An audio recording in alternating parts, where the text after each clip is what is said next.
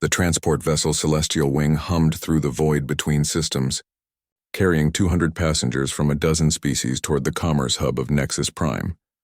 In seat 47C sat Bella Rodriguez, a human contractor returning home after 6 months of installing atmospheric processors on a remote colony world.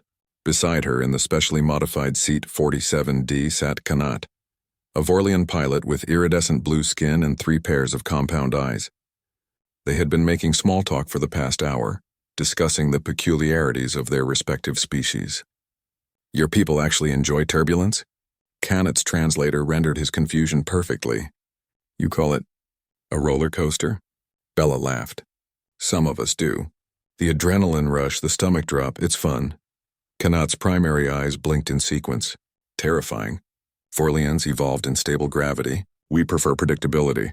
That's when the ship lurched. Emergency lights flooded the cabin in crimson. The pleasant hum of the engines died, replaced by an ominous silence that made every passenger freeze. "Attention all passengers." The captain's voice crackled through the intercom, barely masking panic. "We've experienced a catastrophic failure of our primary and backup propulsion systems. Life support is stable, but we are on a collision course with the asteroid field of Sector 447. Impact in 19 minutes. Chaos erupted. Passengers of various species began crying out in their native tongues, some praying, others attempting to access non-existent emergency pods. Bella's heart hammered, but her mind went cold and clear, the same state she entered when a processor core threatened to breach, or when her climbing partner had fallen and she'd had to anchor them both on a cliff face. "Kanat," she said quietly. "You're a pilot.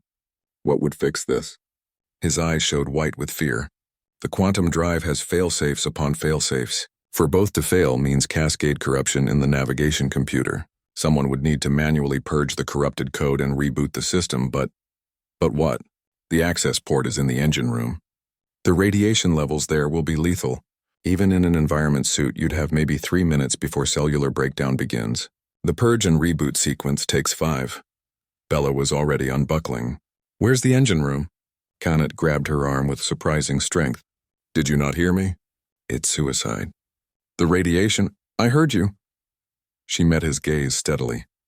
"How many people on this ship?" 207.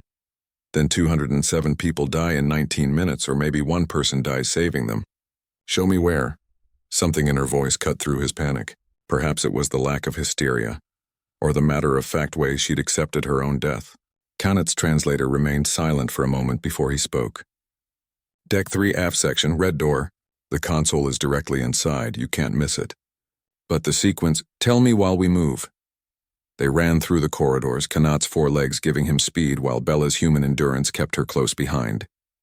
He explained the sequence: power down, initiate diagnostic purge, wait for the 7 confirmation tones, then restart. 5 minutes minimum. At the engine room door, a crystalline crew member blocked their path. "Absolutely not. The radiation readings are— I know." Bella grabbed an environment suit from the emergency locker. "Get everyone as far forward as possible. If this works, the engines will restart hot." She sealed the helmet. Through the transparent faceplate, she looked at Kanat one last time. "If I don't make it out, tell my sister Maria I'm sorry I'll miss her daughter's graduation. And tell her I didn't feel any pain." She lied. She knew it would hurt. Bella hit the door release. The engine room glowed with an eerie blue light, Cherenkov radiation painting everything in ghostly colors. Her suit's counter immediately began climbing.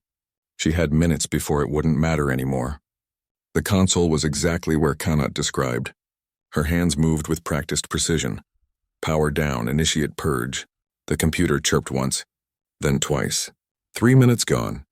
Her fingers felt thick, clumsy. The radiation was cooking her from the inside out. 4 tones, 5, her vision blurred. Was that blood in her mouth? She couldn't tell. 6 tones. Her legs buckled. She caught herself on the console, leaving a smear of red on white metal. Where had that come from? Oh, her nose. 7 tones. She slammed the restart command. The engines roared to life with a sound like thunder compressed into a whisper. Through the observation window, she watched the asteroids that had filled the view begin to drift away as the ship banked hard. Bella collapsed. The door burst open. Kanat and the crystalline medic rushed in, dragging her back into the corridor. They didn't stop until they reached the medical bay 3 decks away. Radiation sickness is severe, the medic reported, tubes already connecting to Bella's veins. But humans, their cellular regeneration is remarkable. With our technology and her species' resilience, she'll survive. 3 weeks in medical suspension, perhaps. Kanat stared at the unconscious human, this fragile creature who had walked knowingly into lethal radiation for people she'd never meet. The captain's voice returned on the intercom. All passengers, we are safe. The human passenger Bella Rodriguez has saved this ship. When we reach Nexus Prime, the Galactic Transit Authority will be informed that humanity has proven once again why they are our most valued allies. Kanat reached out with one appendage, carefully touching Bella's hand where it lay on the medical bed. We call ourselves the civilized species, he whispered. We build ships that cross the stars. We write laws spanning galaxies. But it took a human, a species that still fights its own instincts, that still wrestles with fear, to show us what civilization truly means.